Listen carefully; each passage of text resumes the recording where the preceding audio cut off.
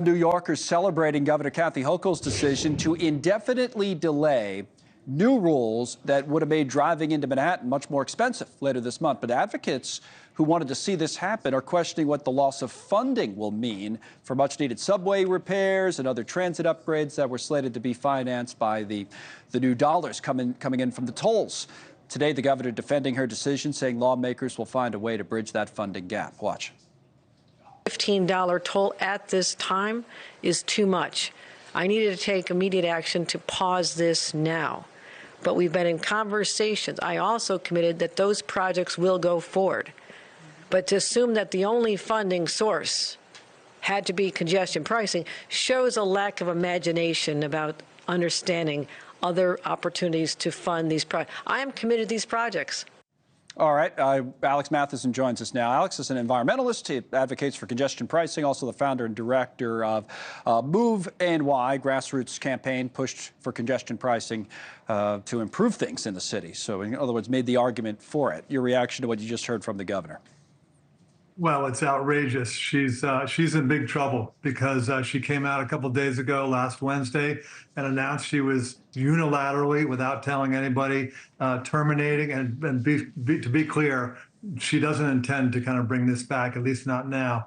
And so she terminated this $15 billion plan, and she thought she had some potential money lying around to fill the hole, but she doesn't. She spent 48 hours trying to pressure the New York State legislature into passing a payroll mobility tax, to doing essentially an IOU. She does not have the funds at all to fund those projects. And I wouldn't be surprised if right now the MTA chairman might be laying out, as they did last Friday, all the kinds of things and services and projects they're going to have to cut back because of this hole that she blew into in the budget. In the budget. So you think when those cutbacks are announced, there's the political trouble for her, because as you know, because you've been an advocate for it, making the case for congestion pricing could also be difficult politically, as we've seen here with Hochul going in this direction. You know, people say, I'm sure you will tell me the same, oh, it works in London, it works in Singapore. But once you come to a city like New York and actually argue for it, you get a lot of pushback because the people in favor of it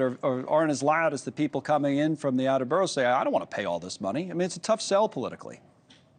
Yeah, well, you sound like Machiavelli. No, he said that a very long time ago. It's true. It's hard to get the beneficiaries to make a lot of noise. Those who are against it are going to make a lot of noise. But just to be clear, I think in the end, this is going to be a political disaster for her. I think it could actually be the beginning and the end of her political career. I think it's going to be very challenging for her reelection efforts in 2026 for the simple reason that this plan has been vetted upside down and sideways by hundreds, thousands of people. It's a 4,000-page environmental assessment. It's been in the works for 5 years. There's a New York State law that requires the MTA to adopt and implement congestion pricing. So I think she's got a lot of legal headwinds against her. And also, I'm guessing, and I've gotten that from the press so far, from the press stories, is that even people that were against congestion pricing are kind of appalled at her kind of last-minute 180 and cold feet. It's just not becoming and befitting of the leader of the state of New York. That's not what leaders do. You do the hard things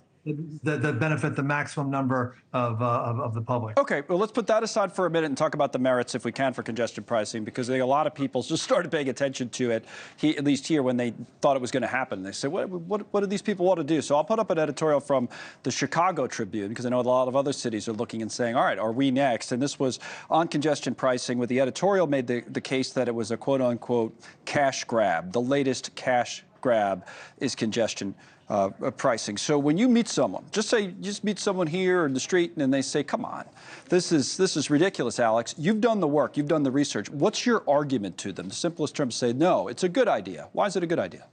Well, it's a good idea for a bunch of things. I mean, talk about a cash grab. As I said, the governor spent 48 hours late last week trying to force the state legislature to come up with an emergency alternative source of funding, even just to fill this year's hole, let alone the $15 billion. That's what a cash grab is when you, in desperation, without any planning at all, go and try and force a new tax, a payroll mobility tax, which would have hit New York City businesses hard, and you do that without even thinking about it. That's a cash grab. Thanks so much for watching. Just go to joinnn.com to find News Nation on your television provider. And don't forget to click the red subscribe button below to get more of News Nation's fact-driven, unbiased coverage.